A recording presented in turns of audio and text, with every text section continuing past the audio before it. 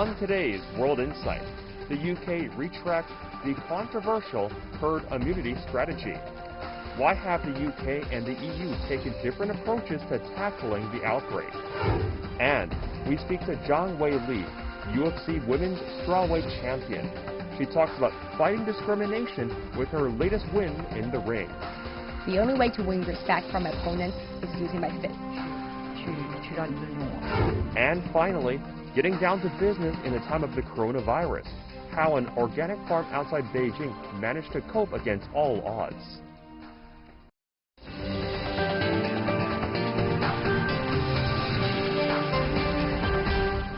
Here is our host, Tian Wei. Hello and welcome to World Insight, coming to you live on CGTN. I'm Tian Wei. We begin today's program in the UK, where pressure is mounting to adopt more stringent measures to face the growing COVID-19 crisis. The UK's decision to tell residents over 70 to self-isolate comes after backlash over its herd immunity proposal, a strategy relying on at least 60% of the population getting infected and becoming immune. So is it really reliable? Can it really protect people from coronavirus? We're going to get deeper into that debate, but first, this. Another day and another change of tack in the UK's battle against coronavirus. This time, anyone over the age of 70 will be told to stay at home and self-isolate. For how long? The country's health minister was unable to say. When will it start? That too remains unclear. But Matt Hancock says the government will be able to force people to quarantine. Well, we are going to take the powers to make sure that we can quarantine people if they are a risk to public health, yes. And that's important. I doubt that actually we will need to use it much because people are being very responsible. And people need to be responsible. There's growing concern in the UK that the official response hasn't been strong enough. Schools haven't closed and there's no major lockdown in place. More than 200 scientists from some of the world's leading universities have written an open letter to the government calling for action to stop the spread of the virus. It said, by putting in place social distancing measures now, the growth can be slowed down dramatically and thousands of lives can be spared. One major concern here in the UK is that the Public Health Service might be unable to cope with the impending rise in cases. According to EU data, the UK has fewer hospital beds on average than most European countries, including Italy, France and Germany. The government says it's putting aside more than $6 billion in emergency funding for healthcare to cope with the virus. Its plans include taking over hotels and turning them into makeshift hospitals. The man leading the fight says every single person in the UK will be affected by COVID-19. But there is growing unease about the approach this country is taking.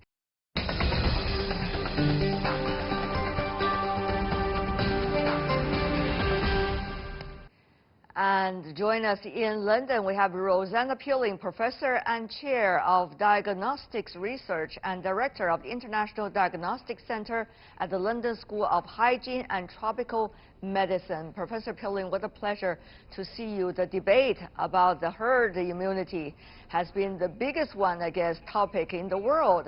What do you make of that and the 200-person open letter against it?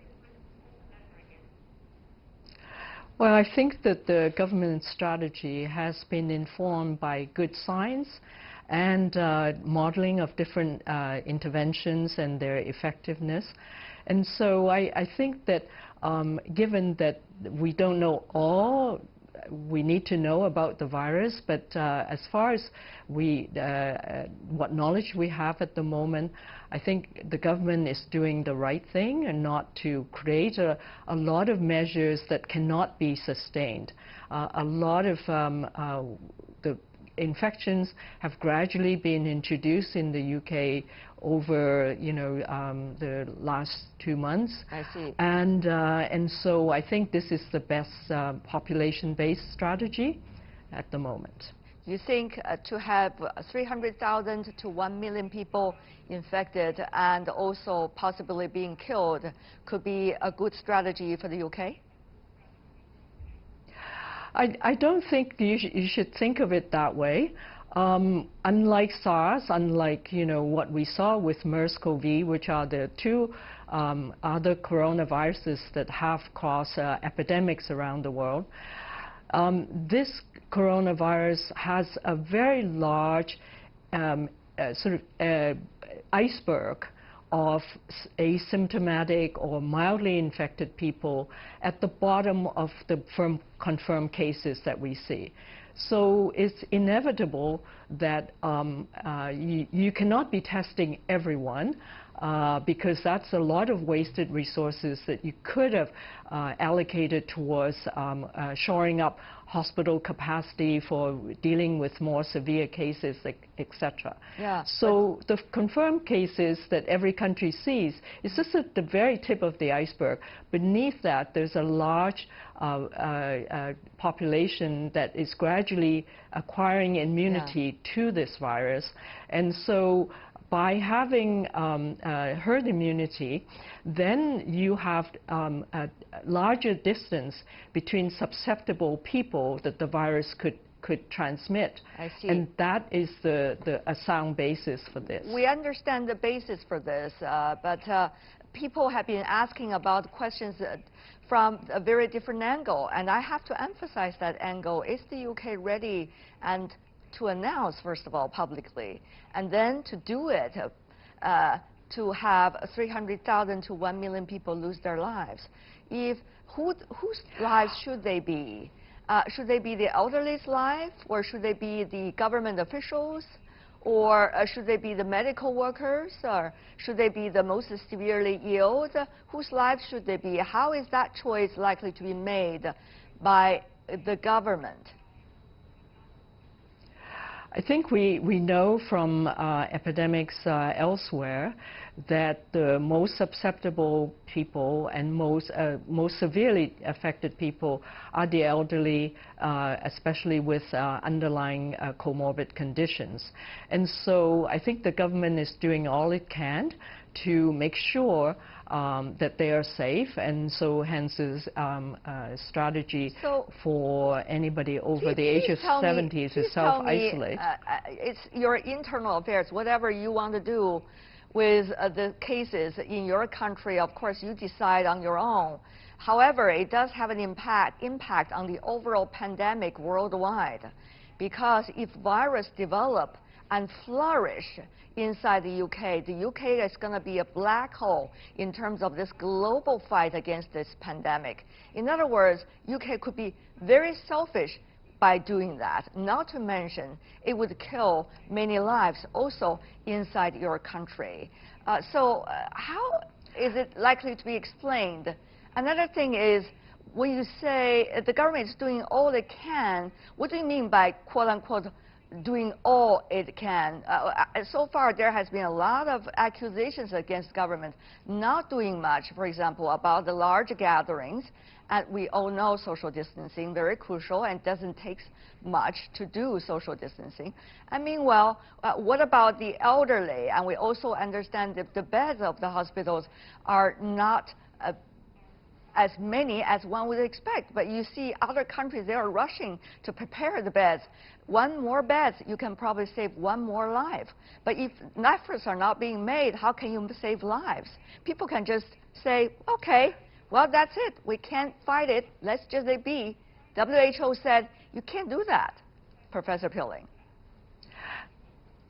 No, I think you have to understand that you know, in the case of coronaviruses, I mean, coronaviruses have been the cause of common colds for a long time.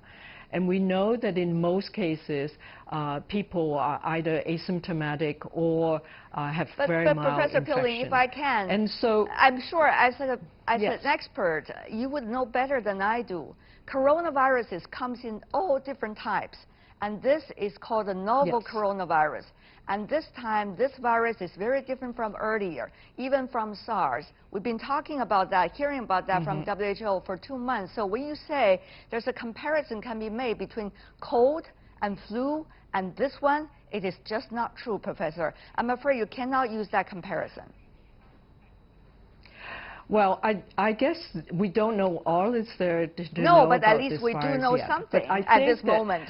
If we know something, we better use yes. what we know already, Yeah. not to make a wrong comparison again. I'm sorry, Yeah. Professor. Yeah.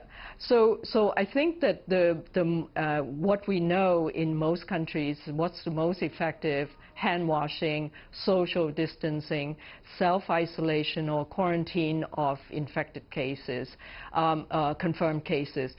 The UK is doing all of that. Okay, and so Professor, whether, if I could just give you yeah. some examples of what other countries have been doing. Now you see what China has been doing over the past 2 months. I don't want to repeat it. If you see South Korea, which is much smaller a country than the UK, and also when it comes to economic power, similar somewhat. They've been testing 15,000 people a day from the very beginning, and they're struggling, and they are doing a great job. If you look at Singapore, also, of course, they have better medical facilities earlier, but they do also try with social distancing. If you look at also some of the other countries, in Germany, for example, ordered already 15,000 ECMO over the past 2 days by German government. If you look at Italy, they are struggling, but in the northern part of the country, the doctors are making every effort, and the government say, let's shut down the city, let's shut down the country, even though it is in the Italian way. So, Professor Pilling, when you are saying the government is doing everything it can in the UK, I don't want to make judgment, but by comparison, certainly everybody could have a judgment about the result. Yes, and I think that you have to understand that for example, in South Korea, Singapore, I mean, in South Korea, they had a very acute phase where there's a burst of cases that arise from a church congregation. And so in that particular circumstance, then you should be doing very aggressive testing to know who's infected, who isn't, what is the true extent of the outbreak, so that you could know what to do. But in the case in the UK and certain other countries are different in that you had a gradual infiltration of the infection into the population through global travel, etc. And so it cannot be the same. I mean, the WHO clearly defines, the 4 C's, the circumstance where you have no cases, circumstances where you have only sporadic cases, and then when you have clusters of cases, and then when you have a generalized epidemic within the community. And so I think that each country has to decide based on their resources available, their healthcare infrastructure, and also how responsive is the public to these public health measures to decide what's the best scenario. I certainly understand your argument, but Professor Pilling, it also has a lot to do with public advocacy. If you don't talk about it, you don't give people information, if you don't tell them how to protect themselves and their beloved ones, if you don't tell them whether there's resources out there for them to go to before their lives will be lost, of course they are not going to be aware of it. But Professor, if I could once again to emphasize that question, what about the UK as a responsible country in terms of public health for the rest of the world? Now everybody, it seems, at least according to their public policy, are trying to fight against this. But if UK is not, and let it circulate as if we are in 1918 for the Spanish flu, then things are going to get over expectation, because the virus could become ever more severe as a result of the UK not doing anything except, unlike the other countries. So, Professor Pilling, is the UK going to be a responsible player, or just like the others fight the pandemic and let whatever it is within our country? I think the UK is a responsible player. But it's just that every country has to decide on what is the appropriate strategy given the situation in their country and the healthcare system. The UK has a very good healthcare system, and it's not going to really suffer unnecessarily. And they're already doing a lot to try and increase capacity to cope with the severe cases, so to prevent the deaths. And I take exception to your saying that the virus will become more severe. I think if you know, past history, if it's any indication, usually as the viruses go through different populations, they become more attenuated and is unlikely to become as severe as when it first hit the human population. Once again, so this is a virus that we do not know, and we yeah. also have the earlier example of 1918 Spanish flu, which it got different circles, and every time it become ever more severe. I'm not an expert at you, but I did read a little bit. We're running out of time. Professor, last words. So I think that the responsible thing is for the public to do all it can because of the large asymptomatic pool of infections in every community now around the world, because the virus has been circulating, whether we like it or not, through global travel and the connectivity between people.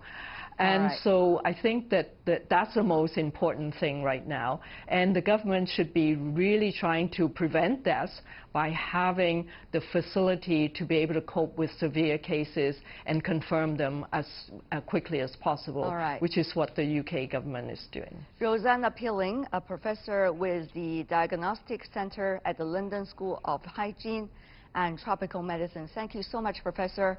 Our debate is for people to have their own judgment, and we do not want to have any decision made for any country by us or by anybody else. Thank you so much, Professor, joining us. Okay. Appreciate it. Thank you. And you're watching World Insight with me, Tian Wei. Still to come on our program, we speak to Zhang Weili, UFC Women's Strawweight Champion. She talks about fighting discrimination with her latest win in the ring.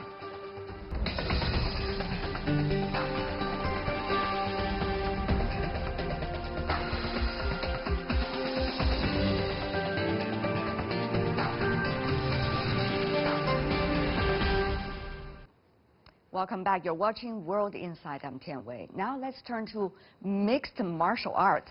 China's Zhang Weili retained her women's strawweight title at UFC 248 by winning a split decision over Poland's Joanna Jędrzejczyk. From an early age, Zhang naturally took a keen interest in martial arts, as her hometown of Handan in northern China's Hebei province is the cradle of an important school of Kung Fu. Zhang vowed early on not to have her life defined by the others. The road to defending her title has been fraught with difficulties, including the coronavirus outbreak, which forced her to take an epic and extended journey to the U.S. But that added challenge has made it all the more significant.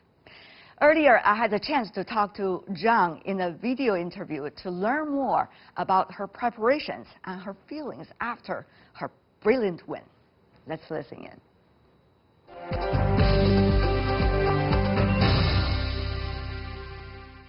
And now I'm joined from Las Vegas by Weili Zhang. Hello, I'm Zhang Weili. I'm from China. I'm a strawweight champion, UFC strawweight champion. Wow, I'm so proud of you. And you know, so many girls around the world are proud of you, of your performance, and also of your personality. How did you recover so quickly? It seems you're in great shape. Yes, 我的脸恢复得很快，因为我觉得我比较年轻。My face recovers quickly because I think I'm younger, so my metabolism is better. And I also use infrared light to illuminate my wounds, so the blood clot can coagulate faster. 那个淤血就更容易吸收。 You look wonderful. You know, we heard about the news that the Polish fighter you won over also want to challenge you again. Are you going to accept it? Yeah, I have heard of that she wants a rematch, but I think now is not the time. There's a lot of fighters who want to challenge me for the title, and she needs more time to prove herself. Well said, I think. She needs to prove herself. How would you make yourself always in the best shape for all kinds of challenges from today on? Because you are the strawweight champion now. 我觉得首先呢，我要对胜利非常非常渴望。 First of all, I was very eager to win. Then I needed to keep a good state of mind, eager to learn new things every day, have a goal to train for every day, so that I can make some progress every day. 渴望的一个东西。 You experienced a lot even before you got the title. Tell me more about that. Let's start by talking about how you eventually make that 3-week journey to Las Vegas and finally got into the ring. 我是2月1号。 On February 1st, the UFC told me that the flights between China and the US were all cancelled, so I needed to travel to Thailand for my following preparation. So we packed up immediately and arrived in Thailand that afternoon. It took me a whole week to adjust to the humid climate, and I could not even breathe in the first 3 days. Yet I was told to travel again, this time to Abu Dhabi, as the coronavirus also broke out in Thailand. To be honest, I broke down because it was so hard and unfair for me. I called my mother to tell her the story, and she encouraged me by telling me how those who stand in the front line to fight against the virus, the doctors, nurses, and even food couriers. She said, everyone's working hard to do their job, and so should you. And that helped me calm down to concentrate on my preparations. But then from there, Abu Dhabi to eventually to Las Vegas, and you were saying after the match that you did not perform 100% satisfactory to yourself because of the 3-week saga on the road.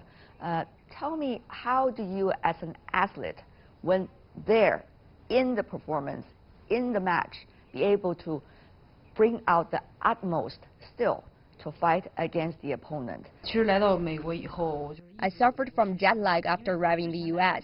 I could only sleep for 4 or 5 hours before getting up for training, so I kept imagining myself winning the fight and wearing the belt.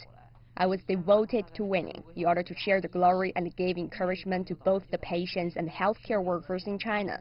I think my country needed this victory. Every day I read news about the coronavirus in China.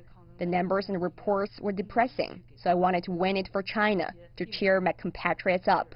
因为我觉得现在的中国非常需要一场胜利。 You did it, not only for yourself, but also, as you said, to encourage everyone here in China and even beyond. Another thing, before the game, of course, your opponent, according to the UFC tradition, is trying to, irritate you. That's just one of those process before the start of the game. But she said something kind of discriminative, at least according to what you think, about China and about a country which is going through a public health crisis. How did you come up with the way to respond to her? Why did you respond in the way that you did? 我觉得东方文化跟西方文化是。 I think Asian culture is very different from Western culture. We are more reserved and modest, while Westerners are brazen. I was really angry about what she said. If it was aimed at me personally, I wouldn't be so angry. What she was doing was making fun of this COVID-19 tragedy. It is very inappropriate. The outbreak was really devastating at that time. Many people lost their lives. Imagine if a father lost his life in the outbreak. What is left was a broken family. So I was really angry, and I hope she remained fit before we met for the match. You said something very straightforward at a press conference just before the game when she was trying to irritate you again. Of course, this is already after her trying to use some discriminative words after the first round with you. So what did you say in front of the camera? It was very impressive. Weili. Yes, I say shut up, shut up. Yes, I said shut up, because I don't want to argue with her. You can't win a match by playing mind games and arguing. The only way to win respect from my opponents is using my fists. 还是用拳头去让你尊重我。 When you eventually won, what you just said and experienced, were they still with you? 觉得过去了就过去了，然后 It's all past. What I needed to do is get well prepared and for another brilliant win, and adjust myself to remain fighting fit. I always treat every match as my first match, giving 100% and winning the next match. To be in the best shape will ensure a very good performance. Maybe in November, the next match. Yes, yes. Okay, wow. Maybe New York. All right, we are looking forward to it.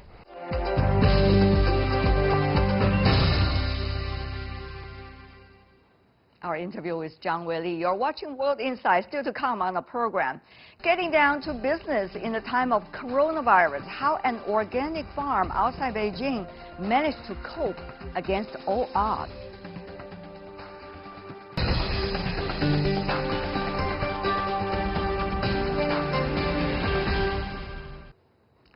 Welcome back. You're still watching World Insight with me, Tian Wei.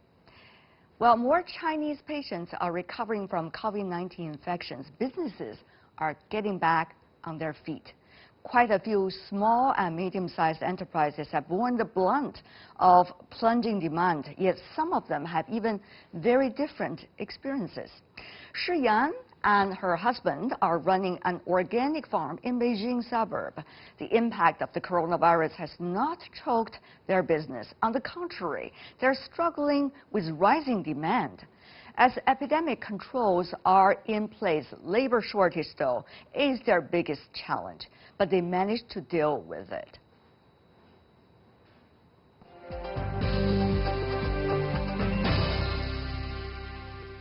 Xian, thank you so much for hosting us in this beautiful greenhouse. Welcome to our farm. Thank you, I love it. Look at the fresh cabbage on the floor. Wow, I need to buy some stuff before I leave your farm today. Yeah, they are very fresh and also organic. But my mission here, Yan, is to know and get to understand what does it mean for small business like yours to survive the epidemic so far. Tell me more about what happened at the very beginning stage. You know, in the past, actually during the New Year and also after the New Year is our lowest demands in a year because people usually buy a lot before the Lunar New Year. But this year, during the New Year, the second day, we started to receive lots of messages from our consumers, our members. And they were asking if we can still deliver for them during the New Year because they were worried about go to the supermarket to buy foods, or they even don't want to go outside of the door. You can feel the worrying of the families because we don't have any logistic company at that time working for us. But we, our farm, we only have 2 cars. Fortunately, because we are, based on local, we are only 70 kilometers from the center of Beijing. Yes. We can find, working laborers in our village or, the farmers around us who have cars that we work with them, and they also can help us to deliver during that several days. Even I was thinking maybe with our donkey we can deliver. Running all the way to the second and third ring roads in Beijing. Okay, with donkeys. That will be quite a scene. But that was the very beginning. What about for now? Are things getting better? Yeah, now because of more and more of our staff, they coming back, and they also, after the 14 days, they can start to work. 14 days of quarantine. Yeah. Oh.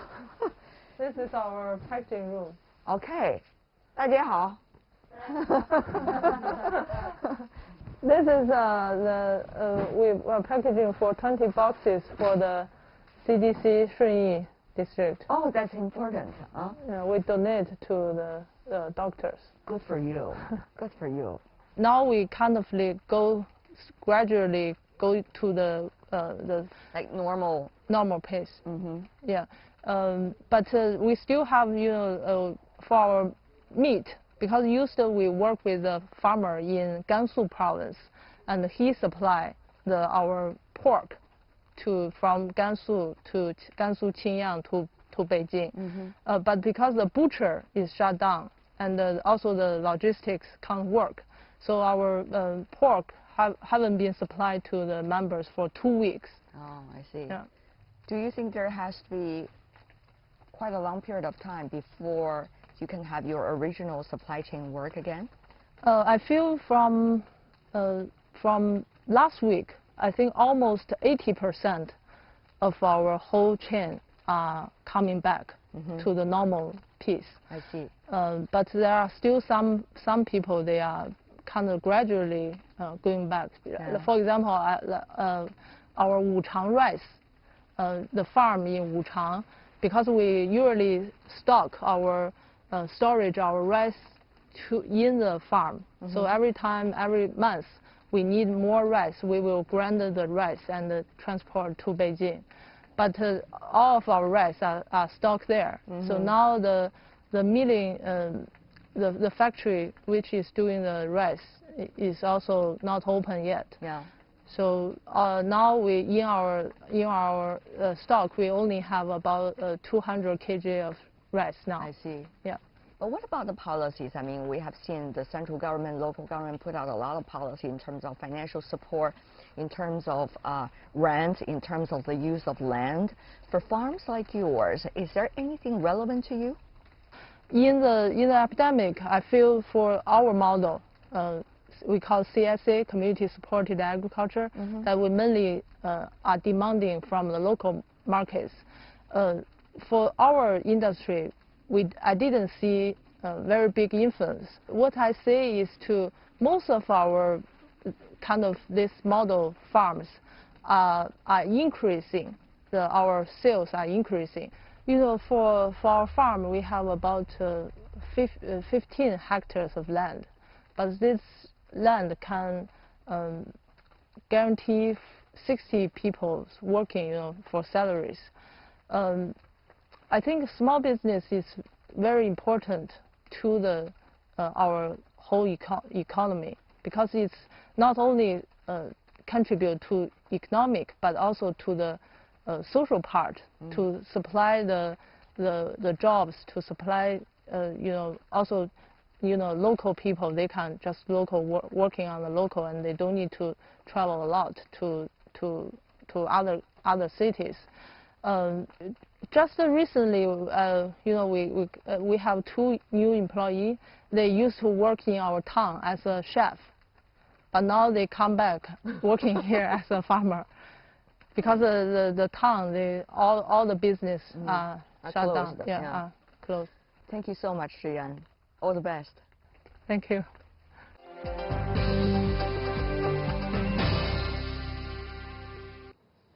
That's my interview with Zhang, Executive Director of Shared Harvest. That is a small enterprise. We see many of those in China trying to coming back to their feet and fight a way out amid the pandemic.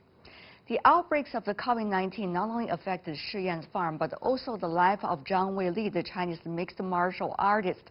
The outbreak of this new coronavirus temporarily isolated Zhang Weili and her family. And because of bruises on her face, the UFC female champion declined the video calls with loved ones. Despite the bruises, she puts on her game face for her MMA career. Zhang Weili's coach, Cai Shijun, also said his student is a persistent person. He recounts her progress from an amateur to a professional, and how the champion on the ground, in fact, may remain for some to be a great hero.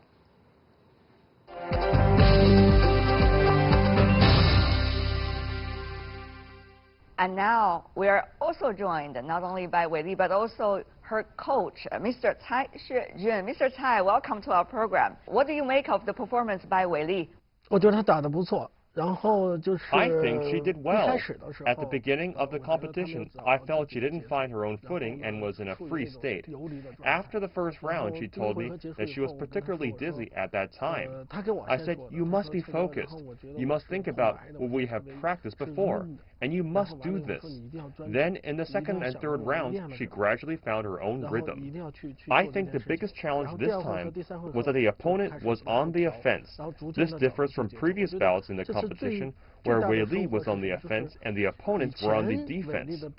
After the opponent hit her, she could calm down and analyze and digest the process by herself, and then gradually find her own rhythm, so that after the third, fourth, and fifth rounds, she was playing at her own pace. In fact, if we follow our previous preparation methods, Weili should start fighting like in the 4th round from the start. But she was completely dizzy because she hadn't slept well for the past 2 nights. The day before the match, she lost weight, and she didn't have time to take a rest during the day because of many interviews. At the night before the match, she slept for about 8 hours, but woke up many times. I know that for Weili, when she is very tired, she needs to have a rest. Then she'll transform, not only for her condition and strength, but her mental state will also clear up, which always happens when she is training. She was fatigued before the final. It really made me worry, but eventually she found her form. We understand that Weili has been going through a very difficult process before she finds her position now. She used to be doing free combat. After finishing doing it in the sports school, she has to go to the society, do all kinds of work. You know, shopping assistant, a kindergarten teacher, a salesperson, you name it. And eventually she found UFC and where she is today. Tell me more about how she managed to do it. What is likely to be with her throughout this process? Weili is a very persistent person. She always takes it very seriously when she chooses to do something. The first time I met her was in 2012. She was training very differently from others. Once she was injured for 9 months. We kept taking her to rehabilitation, while she also did some rehabilitation training herself. After 9 months, she recovered. In fact, in these 9 months, many times we thought she would retire. We felt that she would definitely change careers. Actually, we had found a position for her at the advertising agency. Unexpectedly, she continued to exercise, and then her condition slowly got better. When she got better, she told me she wanted to keep fighting. Her goal was extremely clear. She said she would change from an amateur MMA athlete to a professional athlete. It took her about a few months to transform herself from an amateur to a professional. And after her first match, she was known in MMA in China. Many people began to pay attention to her. After 4 or 5 matches, she got the first golden belt in China. But her goal didn't waver. When she got the 2nd and 3rd gold belts, she said she was going to the UFC and play in the UFC octagon cage. At that time, in 2013, Weili saw a UFC female champion, the top woman in MMA at UFC. The champion fought in an octagonal cage and was revered by everyone. Weili told me she wanted to be like her, and she said that she must be like her as a champion one day. Weili, as we know, when you are winning the champion of UFC, the world is experiencing this disaster of COVID-19. Any one of this event would have a big impact on any individual, but I want to ask you, you have both on your shoulder. What do you make of that experience? How is this likely, some wonder, to transform you?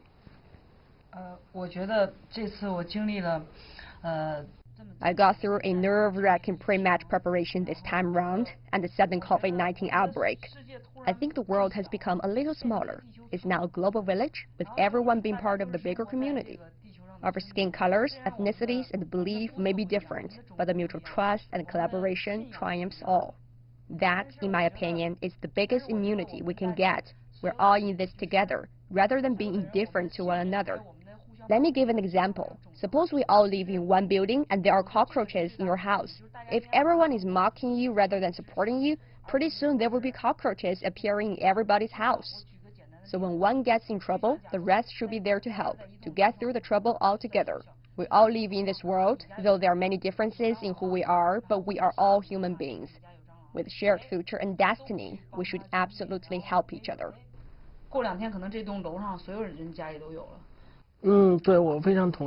I agree with what she said.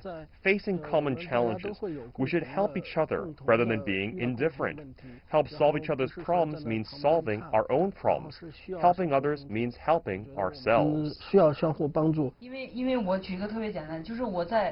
That's true. An example, we were facing a severe shortage of face masks in China at the time. We went to Thailand and there wasn't enough supply either. We went to every pharmacy store in Dubai and even the US. It's all out of stock. I think everyone lives in a village. If it runs out in one store, you won't find it anywhere else. So the world is indeed small, but very much connected. 所以我觉得就世界非常小。伟丽，那什么时候回家看妈妈？我想现在就飞回去看她，因为我非常。I wish I could go back to see her now. I miss my family so much, but I got to stay in Beijing for self-quarantine for 2 weeks. When everything settles, maybe when the outbreak is over, I could finally go back home to see my mother. 回家看她。要跟妈妈在这儿说句话吗？也许你隔离之前，我们的节目就已经播出了啊。我想跟她说的是。 I want to tell her every time I get injured after a match, she didn't really say something, but I know that really breaks her heart. After this match, I haven't been having video calls with my mother because I got bruises on my face. She will be really concerned seeing this. I'm waiting for the bruises to heal before I have video calls with her and telling her that I'm all good.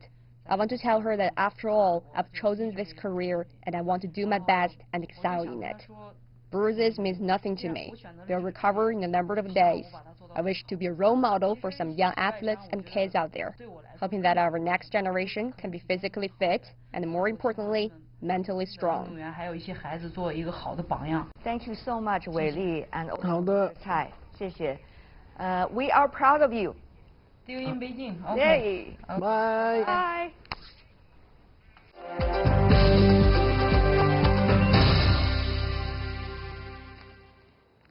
Our exclusive interview with Zhang Weili, a brilliant fighter and a smart lady too. And that's all we have for today. If you'd like to see more, try to find us World Insight CGTN into your search engine. Check out our YouTube channel. Follow us on Twitter and Facebook. I'm Tian Wei. On behalf of the team, thanks for watching. Bye for now.